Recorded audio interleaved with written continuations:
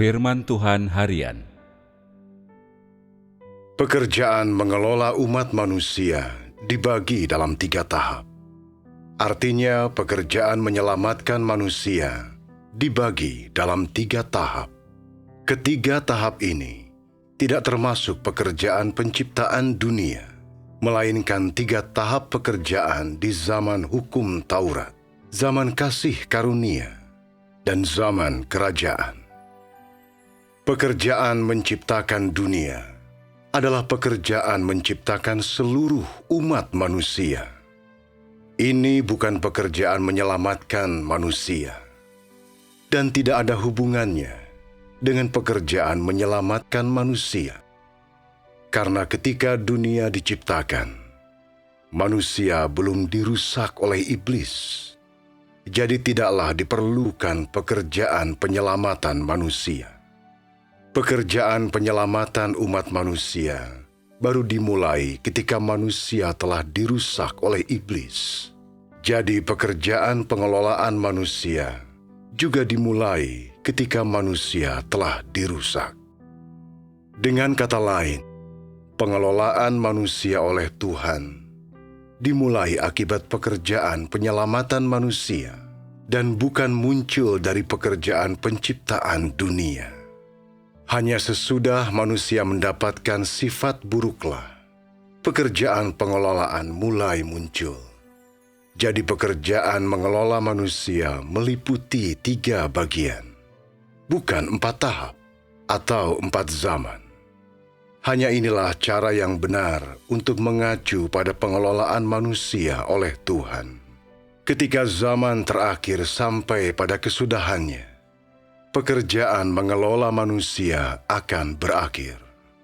Berakhirnya pekerjaan mengelola manusia berarti pekerjaan menyelamatkan seluruh umat manusia sudah selesai sepenuhnya, dan manusia sudah mencapai akhir perjalanannya.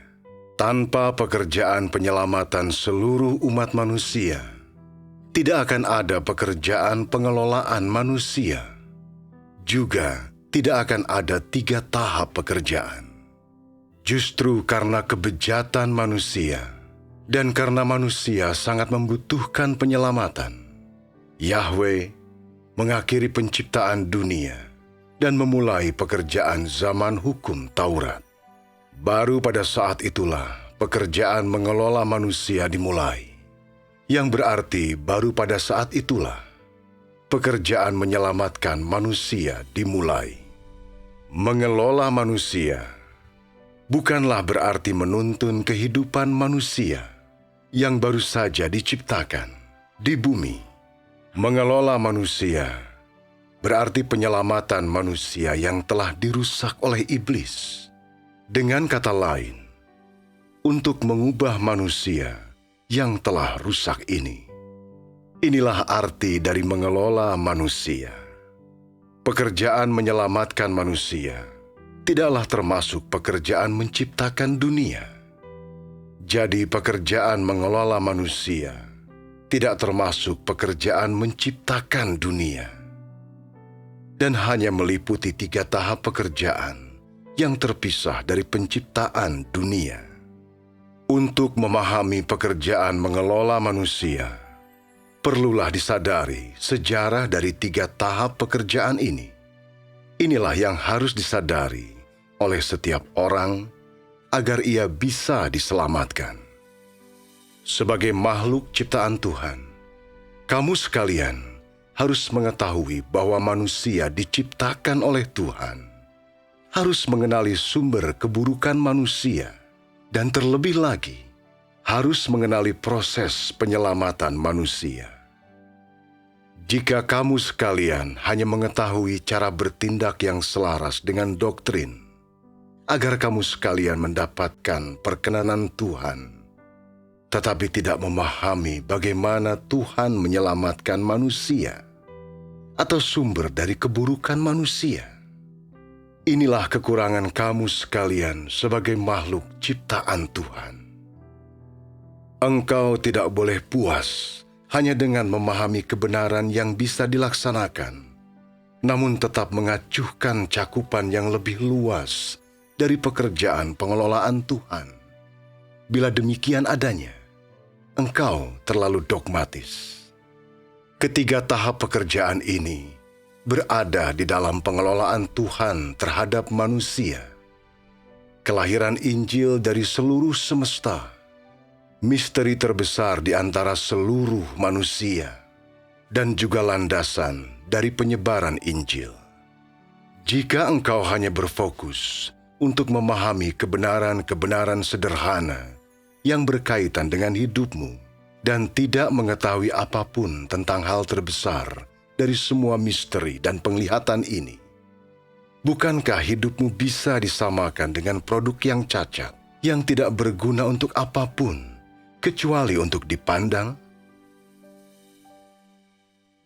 Jika manusia hanya berkonsentrasi pada tindakan dan menganggap pekerjaan Tuhan dan pengetahuan manusia sebagai hal sekunder, bukankah ini sama dengan mementingkan hal-hal kecil, tetapi mengabaikan hal-hal besar? Apa yang harus engkau ketahui, haruslah engkau ketahui. Dan apa yang harus engkau lakukan, lakukanlah. Hanya dengan begitu, engkau akan menjadi seseorang yang mengetahui bagaimana caranya mengejar kebenaran. Ketika tiba saatnya bagimu untuk menyebarkan Injil, jika engkau hanya bisa mengatakan bahwa Tuhan adalah Tuhan yang hebat dan benar, bahwa Dia adalah Tuhan yang agung, Tuhan yang tidak bisa dibandingkan dengan orang hebat manapun, dan tidak ada yang lebih tinggi darinya.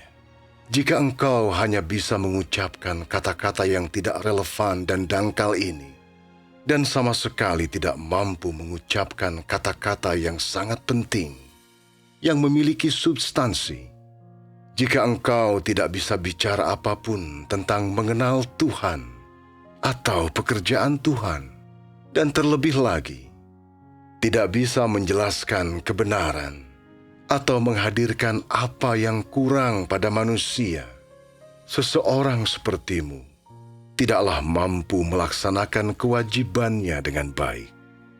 Memberi kesaksian tentang Tuhan dan menyebarkan Injil Kerajaan bukanlah hal yang sederhana.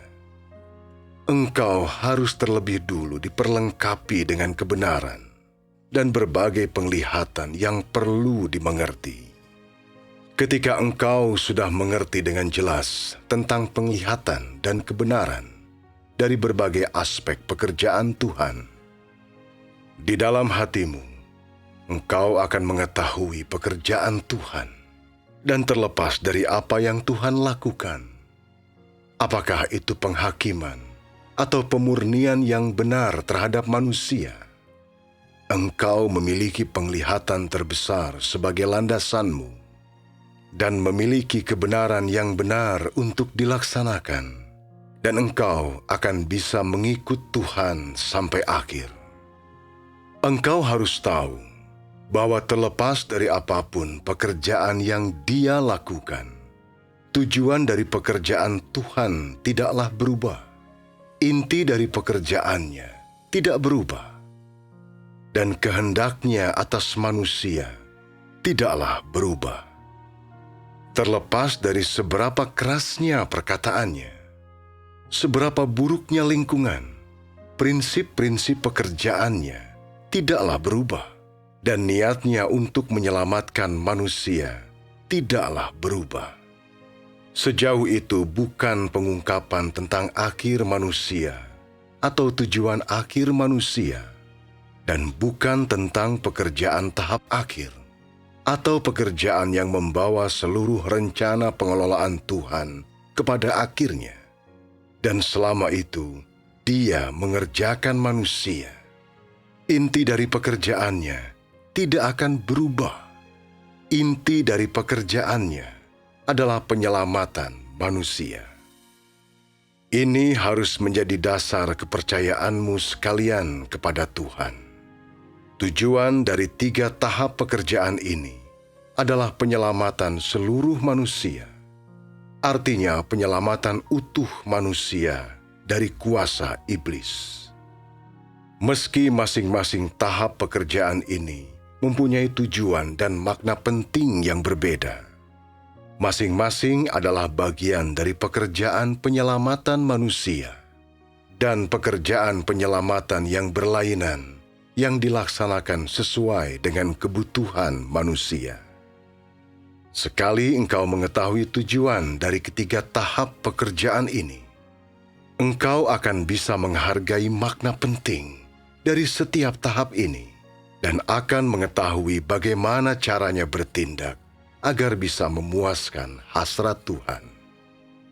Jika engkau bisa mencapai titik ini, penglihatan yang terbesar ini akan menjadi dasar kepercayaanmu kepada Tuhan. Tidak sepatutnya engkau hanya mencari cara bertindak yang mudah atau kebenaran yang mendalam, tetapi harus menggabungkan penglihatan dengan tindakan, agar ada kebenaran-kebenaran yang bisa dilaksanakan sekaligus pengetahuan yang berlandaskan berbagai penglihatan. Hanya pada saat itulah engkau akan menjadi seseorang yang mengejar kebenaran dengan sepenuhnya.